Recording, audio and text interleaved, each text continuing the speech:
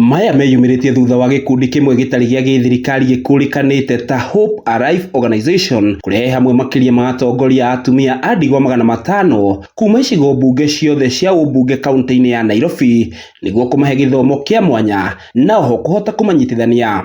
Mũbango ũcio ũkĩrongoreria gũkinyĩra atumia a ndigwa aingĩ ona makĩria arĩa matarĩ marahota gũkorwo mandĩkithĩtio nĩguo mabataro mao kũmũrĩkwo marĩ hamwe. Amwe ya arĩa mahotete kwĩyaria ni matarĩirie mathĩna marĩa makoragwo makĩgerera mĩtũrĩre-inĩ yao. Maisha yangu imekuwa mazito, sioni venye nitaweza kusonga mbele, na sasa venye nimekuja hapa nikakuona nitaweza kuleta malalamishi yangu kwa Hope Alive.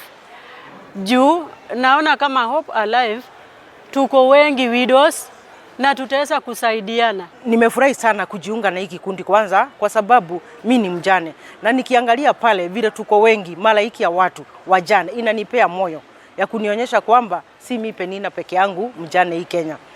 Na kupitia pale tena tukishikana mikono tunaona sasa nikienda kwa serikali mimi peke yangu serikali haiwezi nisaidia, but tukishikana kama wajane pale tunaweza pata usaidizi kupitia hizi grant. Mwena-inĩ wake mũrũgamĩrĩri na nowe mwambĩrĩria wa gĩkundi kĩa Hope Alive Organization Betty Musidai nĩaugĩte mathĩna maingĩ marĩa magũmagĩra atumia acio nĩ mathararĩtie na njĩra nene rũciũ rwao na nginyagia ciana ciao. When we talk to some of them here in Nairobi, they say they are here because they don't have a place to stay. People have chased them away from their farms in upcountry. Some of their in-laws have taken their properties. So they run to the city because in the city you will not stay near your relative.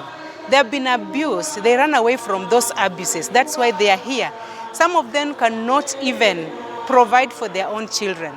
But they survive in this city for doing things like kibarua. Some of them just start begging on the streets. And their challenges are so many. Gĩikaro kĩu kĩharĩrĩirio o rĩrĩ gĩkundi kĩu kĩrĩ mĩhang'o-inĩ ya meharĩrĩria ma kĩgomano kĩnene kĩa atumia a ndigwa kĩa mwaka ũyũ kĩrĩa gĩtanyĩtwo gũkaharĩrĩrio mweri wa gatandatũ mwaka ũyũ. We are here to help them form groups. We already have some groups registered. They are going on. And the reason why we are having them in groups because we want, when we will be celebrating the International Widows Day 2026, it will be happening here in Nairobi, in this city, where we want to bring all the widows on board, train them on how to run their groups, on how they empower themselves. And that is what we are doing right now.